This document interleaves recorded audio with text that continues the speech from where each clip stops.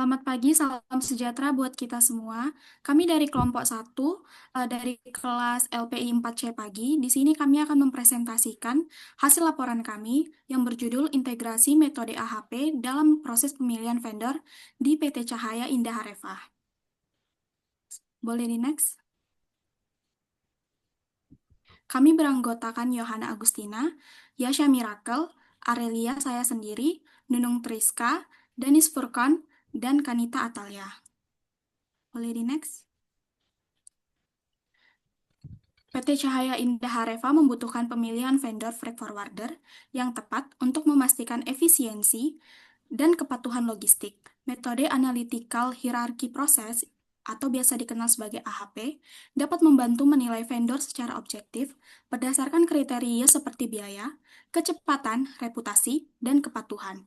PBL ini bertujuan untuk mengkaji integrasi AHP guna menyusun proses pemilihan vendor yang lebih tepat dan akurat. Next. Selanjutnya, metode penelitian kami yang pertama ada kualitatif, yang dimana kualitatif ini kami melakukan wawancara dengan panduan pertanyaan yang terstruktur, direkam dengan izin oleh narasumber, lalu kami analisa untuk memperoleh data relevan. Yang kedua ada studi pustaka, yang dimana ini dilakukan dengan mengumpulkan dan menganalisis literatur untuk mendukung hasil wawancara kami. Selanjutnya ada metode kuantitatif, yang dimana metode AHP yang kami gunakan ini bertujuan untuk menentukan vendor yang terbaik dengan menyusun masalah dalam bentuk hierarki dan menilai berdasarkan kriteria yang ditetapkan. Boleh di next? Next. Selanjutnya akan dijelaskan oleh teman kami, Yasha. Baik, terima kasih. Di sini saya akan menjelaskan beberapa tahapan pengiriman dalam proses pengiriman barang melalui moda transportasi laut oleh PT Cahaya Indah Hareva. Di antaranya yaitu penjemputan barang, pengiriman barang pertama, pengurusan dokumen, dan pengiriman barang kedua. Di mana pada penjemputan barang ini, perusahaan melakukan penjemputan barang dari vendor yang telah bekerja sama di titik lokasi yang telah disetujui secara bersama-sama. Lalu melakukan pengiriman barang satu, di mana pengiriman barang dari vendor ke pelabuhan domestik untuk dipersiapkan pengurusan dokumennya. Setelah itu akan dilakukan pengurusan dokumen, di mana pengurusan dokumen ini bertujuan untuk memberikan akses legal kepada ekspor dan impor sebelum barang dikirim ke luar negeri. Dan tahap terakhir yaitu pengiriman barang kedua, di mana pada pengiriman inilah dari pelabuhan domestik berangkat ke pelabuhan luar negeri, tempat penerima akan mengurus barang dan jika sampai tergantung dengan Incoterms yang telah disepakati. Terima kasih.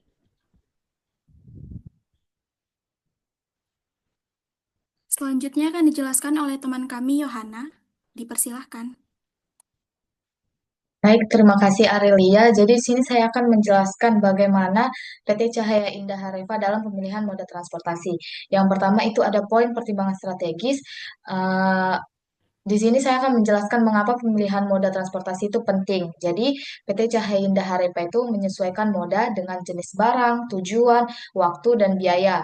Jika barangnya banyak dan tidak terlalu terburu-buru, mereka biasanya memilih moda laut karena lebih hemat. Tapi kalau urgent atau barangnya mahal, mereka biasanya menggunakan moda udara. Nah, untuk vendor, mereka itu sangat selektif.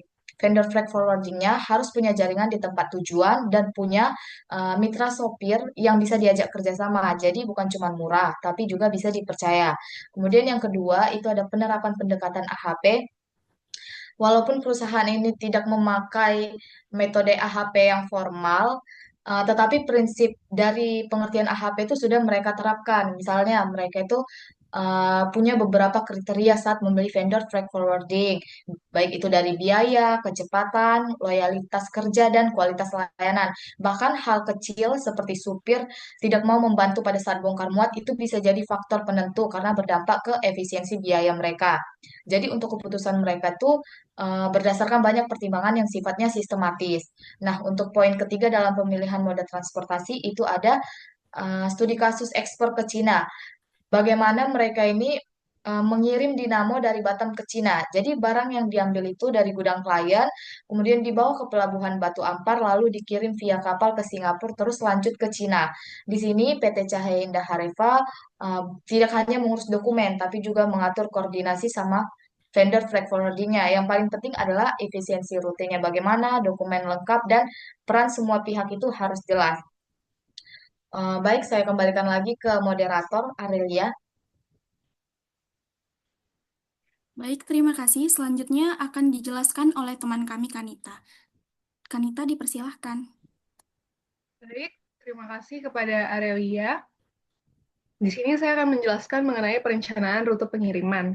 Jadi perencanaan rute itu merupakan sebuah proses yang paling krusial di dalam menentukan siapa vendor untuk freight forwarding ini sendiri. Karena ini hal yang menentukan efisiensi biaya mereka, kecepatan pengiriman barang, juga keandalan pelayanan yang diberikan oleh PT Cahaya Indah Hareva sendiri.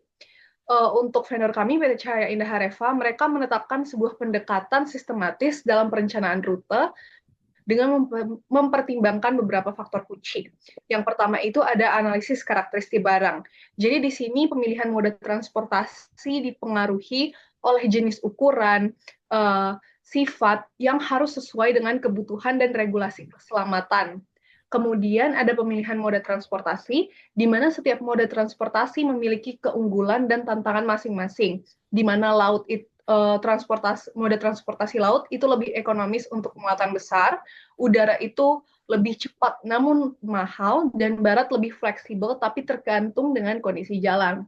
Yang terakhir ada pertimbangan logistik, di mana pemilihan rute dipengaruhi oleh jarak, infrastruktur, keseimbangan biaya dan waktu, serta faktor eksternal seperti cuaca dan kemacetan di jalan. Next slide, please.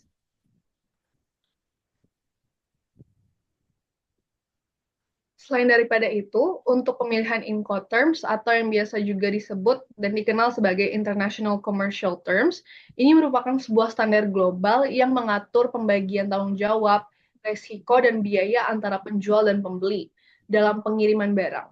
Jadi PT Cahaya Indah Hareva ini sendiri perlu memahami dan menerapkan Incoterms yang sesuai untuk memastikan transparansi dan efisiensi operasional. Jadi yang pertama itu, PT Cahaya Indah Hareva biasanya mengaitkan Incoterms dengan perencanaan rute. Jenis Incoterms seperti FOB, CIF, DAP, DDP, dan IXW memengaruhi pemilihan moda dan vendor, serta menentukan tanggung jawab perencanaan rute dan dokumen.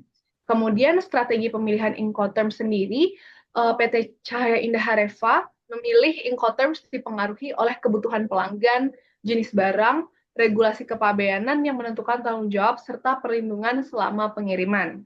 Baik, sekian penjelasan dari saya. Saya kembalikan kepada Arelia. Terima kasih.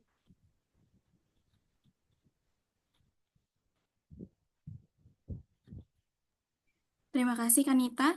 Sebelum lanjut ke materi selanjutnya, kami akan menjelaskan tentang profil perusahaan.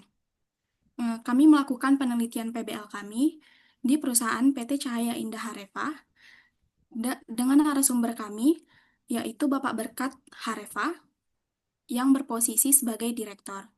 Jadi PT Cahaya Indah Hareva ini adalah perusahaan yang bergerak di bidang jasa kepabeanan atau PPJK, serta layanan ekspor dan impor freight forwarding. Perusahaan ini membantu para pelaku usaha dalam proses pengurusan dokumen bea cukai, pengeluaran dan pemasukan barang dari luar negeri, serta pengaturan pengiriman barang melalui jalur laut, udara, maupun darat. Boleh di next? Selanjutnya akan dijelaskan oleh Yasha. Baik, terima kasih Arelia. Di sini saya akan menjelaskan dokumen-dokumen apa saja yang diperlukan saat pengiriman barang. Yang pertama ada invoice, di mana invoice ini adalah dokumen atau bukti transaksi yang diterbitkan oleh penjual sebagai permintaan pembayaran, berisi rincian barang atau jasa yang dijual, harga, tanggal, dan syarat penjualan. Lalu ada packing list, di mana dokumen packing list ini adalah dokumen yang merincikan terkait isi pengiriman, mencakup deskripsi, jumlah, berat, serta kemasan barang, dan berfungsi untuk memverifikasi oleh pengirim, penerima, dan pihak bea cukai itu sendiri. Yang terakhir ada Bill of Lading atau BL. Bill of Lading sendiri adalah dokumen bukti pengiriman dan kepemilikan barang yang telah diterbitkan oleh perusahaan pelayaran, serta dapat memberikan perlindungan hukum bagi pihak terkait dalam prosesi pengiriman. Boleh next?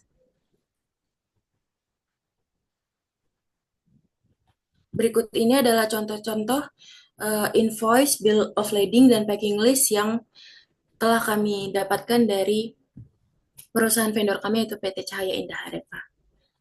Sekian dari saya kembalikan kepada Arelia. Terima kasih. Boleh di next? Selanjutnya ada pengurusan kepabeanan, yang dimana proses kepengurusan kepabeanan yang dilakukan oleh PT Cahaya Harefa ini dilakukan secara internal oleh tim logistik perusahaan. Mereka menjelaskan bahwa kegiatan ini dilakukan setiap kali ada proses impor barang di salah satunya Pelabuhan Batu Ampar, Batam. Mereka menggunakan sistem online manifest untuk mempercepat proses. Tujuannya adalah agar proses pengeluaran barang dari kawasan pelabuhan dapat dilakukan secara efisien. Lalu, ada tata cara prosedur dari pengurusan kepabeanan. Yang pertama itu ada pemberitahuan kepabeanan, yang dimana pada saat ini tuh para ekspor dan eksportir wajib mengisi dan menyampaikan pemberitahuan ekspor barang atau biasa disebut sebagai PEB ke kantor bea cukai sebelum barang dikirim. Lalu yang kedua ada pemeriksaan dokumen dan fisik barang, yang dimana bea cukai akan melakukan pengecekan terhadap dokumen dan pendukung. Dokumen pendukung seperti invoice, packing list, dan sertifikat asal barang, dan dokumen pendukung lainnya. Selain itu, dilakukan juga pemeriksaan fisik untuk memastikan bahwa apa yang tertera di dokumen sama dengan barang fisiknya. Lalu yang selanjutnya ada penetapan pembayaran bea masuk dan cukai. Setelah melakukan pemeriksaan, bea cukai akan menentukan berapa biaya masuk dan pajak yang wajib dibayar. Lalu yang keempat ada penerbitan surat persetujuan pengeluaran barang. Setelah melakukan kewajiban tersebut, bea cukai akan mengeluarkan surat persetujuan pengeluaran barang atau biasa disebut sebagai SPPB sebagai izin resmi untuk mengeluarkan barang dari pelabuhan atau kawasan pabean. Yang selanjutnya ada pengeluaran barang, yang di mana barang ini dapat diambil dan didistribusikan setelah SPPB diterbitkan dan seluruh prosedur kepabeanan telah diselesaikan. Lalu yang selanjutnya ada pengurusan oleh pihak ketiga atau biasa disebut sebagai PPJK, yang dimana ini untuk mempermudah proses importir atau eksportir bisa menggunakan jasa pengusaha pengurusan jasa kepabeanan atau PPJK yang mengurus seluruh prosedur administrasi kepabeanan. Boleh di next?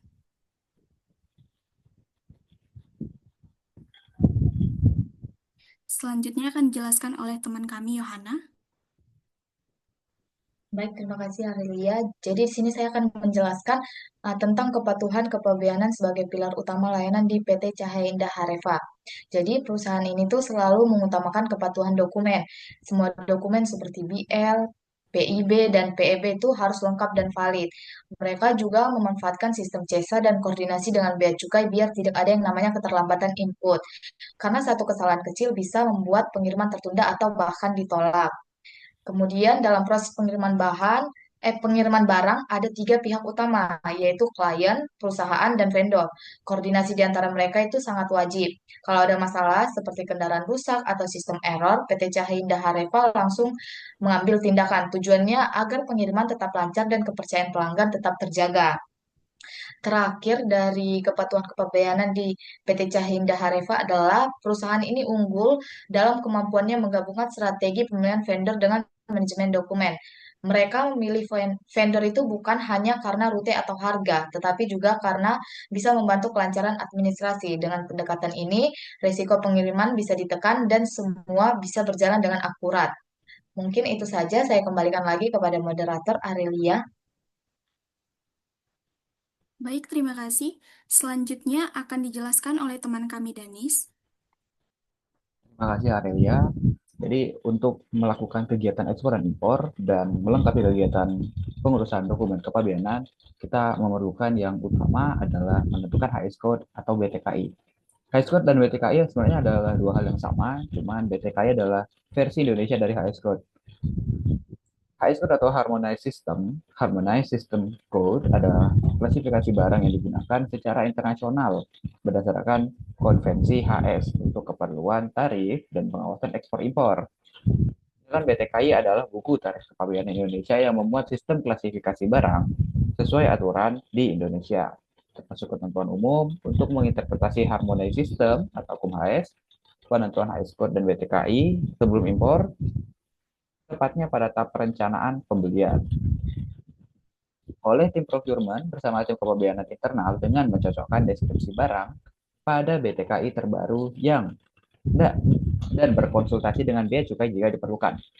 Proses ini penting untuk memastikan klasifikasi yang tepat agar terhindar dari penalti atau kesalahan tarif karena denda jika kita melakukan kesalahan input tarif itu cukup besar pada kepabeanan, khususnya untuk barang yang sering diimpor seperti komponen elektronik dan perlengkapan industri ringan.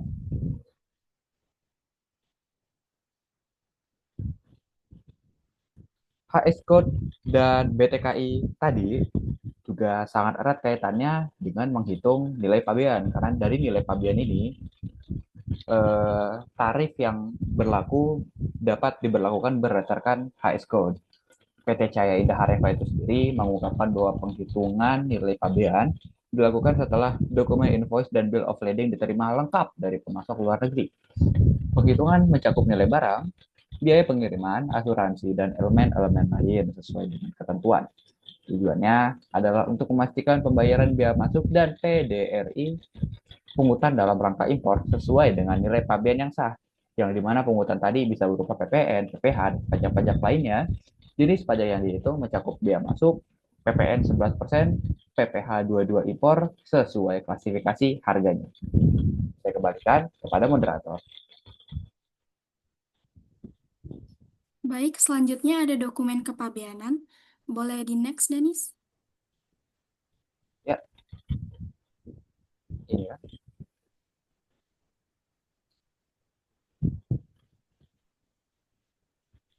Nah, yang pertama ini ada dokumen SPPB, yang dimana SPPB ini adalah surat persetujuan pengeluaran barang yang diterbitkan oleh Direktorat Jenderal Bea dan Cukai sebagai bentuk dokumen resmi untuk mengeluarkan barang impor dari kawasan pabean setelah seluruh kewajiban pabean dan perpajakan diselesaikan. SPPB menandakan bahwa proses pemeriksaan dokumen atau fisik barang telah selesai dan tidak ditemukan adanya kendala. Lalu yang selanjutnya ada dokumen FTZ, boleh di next sebelumnya, Danis? Nah, ini adalah pemberitahuan pabean Free Trade Zone atau biasa disebut FTZ, adalah dokumen atau laporan yang digunakan untuk menginformasikan otoritas bea dan cukai serta impor atau ekspor barang ke atau dari kawasan bebas dan pelabuhan bebas atau free zone. Yang selanjutnya ada PEB dan PIB, yang dimana PEB ini adalah pemberitahuan ekspor barang, yang dimana dokumen ini wajib diajukan oleh eksportir kepada pihak bea cukai sebelum melakukan pengiriman barang ke luar negeri. Sedangkan PIB itu adalah pemberitahuan impor barang, yang dimana dokumen ini juga wajib diserahkan sebelum kita mengimpor barang. Boleh next? Boleh di next? Selanjutnya akan dijelaskan oleh teman kami, Nuno. Dipersilahkan. Terima kasih Aurelia. Selanjutnya saya akan membahas mengenai bagaimana caranya metode AHP itu dapat membantu dalam optimalisasi pemilihan vendor pada PT Cahaya Indah Hareva. Jadi metode AHP atau Analytical Hierarchy Process itu memecah permasalahan kompleks menjadi beberapa tingkatan yang lebih terstruktur. Pada metode AHP, kriteria pemilihan vendor itu disusun dalam struktur hierarki berdasarkan kebutuhan perusahaan sebagai dasar analisis penelitian. Dalam hal ini, yaitu PT Cahaya Indah Hareva, kita menyusun hierarki mulai dari yang pertama itu tujuan utamanya sendiri, yaitu penentuan vendor. Selanjutnya, di bawahnya itu ada kriteria utama yang terdiri dari dua hal penting, yaitu rute dan juga moda. Selanjutnya, di bawahnya ada subkriteria yang mendukung masing-masing kriteria utama. Nah, untuk kriteria rute sendiri, subkriterianya yang pertama adalah jaringan vendor. Yang diperhatikan adalah seberapa luas jangkauan dan kemitraan vendor. Selanjutnya adalah kepatuhan dokumen, ketertiban dalam dokumen pengiriman, Dan yang ketiga adalah keandalan operasional. Yang diperhatikan adalah stabilitas dan kesiapan vendor dalam operasional hariannya. Nah, sedangkan untuk kriteria moda, subkriteria yang dipertimbangkan mencakup yang pertama, karakteristik barang, jadi jenis barang apa yang akan dikirimkan. Selanjutnya, waktu pengiriman, yaitu durasi pengiriman barang ke lokasi tujuannya, dan juga biaya, yaitu efisiensi dari sisi pengeluaran ataupun tarif. Nah, seluruh elemen ini saling berkaitan menjadi pertimbangan dalam proses evaluasi vendor. Penyusunan struktur ini didasarkan pada kondisi dan kebutuhan aktual dari perusahaan, sehingga relevan untuk dijadikan dasar analisis. Boleh di next, Dennis?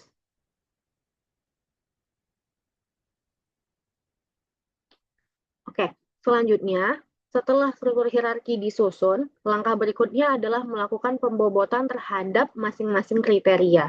Pembobotan ini dilakukan dengan metode perbandingan berpasangan. Artinya, setiap kriteria itu dibandingkan satu persatu secara berpasangan untuk menilai mana yang lebih penting dan seberapa besar tingkat kepentingan dibandingkan dengan yang lain.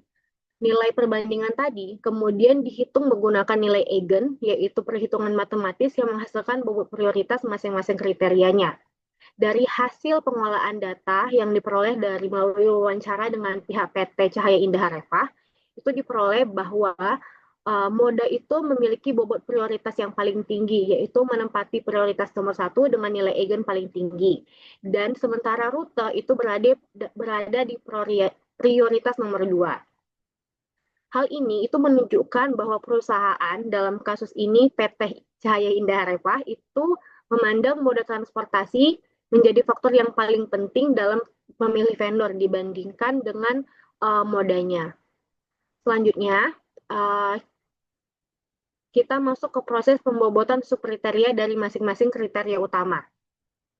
Untuk kriteria rute, itu diperoleh prioritas subkriteria sebagai berikut. Jaringan vendor itu dianggap paling penting karena jaringan yang luas dapat memberikan fleksibilitas dan cakupan pengiriman yang lebih baik, sehingga dia mendapat ranking 1 pada kriteria rute. Selanjutnya, kepatuhan dokumen itu penting karena ketidaksesuaian dokumen itu dapat menyebabkan keterlambatan atau bahkan penolakan barang, sehingga dia mendapat ranking 2 dalam kriteria rute. Selanjutnya, keandalan operasional tetap krusial, namun secara bobot dinilai lebih rendah dibandingkan 2 kriteria sebelumnya. Sedangkan pada kriteria moda, perankingan hasil kriteria yang didapat adalah yang pertama, biaya. Biaya menjadi pertimbangan utama. Ini mencerminkan bahwa efisiensi biaya adalah fokus utama perusahaan dalam memilih moda pengirimannya. Selanjutnya adalah karakteristik barang, penting untuk menyesuaikan jenis barang dengan mode yang digunakan demi menjaga kualitas barang selama pengiriman. Dan dengan yang ranking terakhir yaitu waktu pengiriman. Meskipun penting, nyatanya waktu dianggap dapat dinegosiasi atau diatur selama tidak melampaui batas toleransinya. Dengan hasil ini, perusahaan dapat merancang strategi pemilihan vendor yang lebih objektif berdasarkan faktor-faktor yang benar berpengaruh terhadap operasional mereka. Sekian penjelasan dari saya kembalikan kepada Arelia. Baik, boleh di next.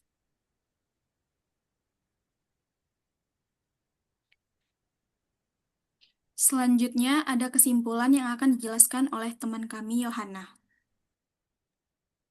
Baik, kesimpulan dari penjelasan-penjelasan yang sudah tim kami jelaskan sebelumnya, bahwa PT Cahaya Indah Harefah ini berperan sebagai pihak ketiga dalam kegiatan freight forwarding, mulai dari pengangkutan hingga pengurusan dokumen kepabeanan dengan memastikan seluruh proses ekspor-impor berjalan sesuai ketentuan. Nah, perusahaan ini juga membantu eksportir untuk mencari vendor yang sesuai dengan kebutuhan klien, baik dari segi biaya maupun kebutuhan regulasi. Dalam PBL ini, kami menggunakan metode AHP untuk membantu PT Cahaya Indah Harefah dalam menilai dan memprioritaskan faktor-faktor penting seperti kebutuhan dokumen, keandalan operasional, biaya, dan waktu guna mendukung pengambilan keputusan strategis dan meningkatkan kepuasan pelanggan. Baik, saya kembalikan lagi ke moderator.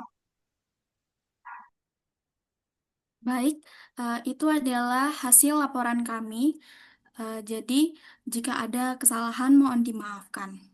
Sekian dan terima kasih.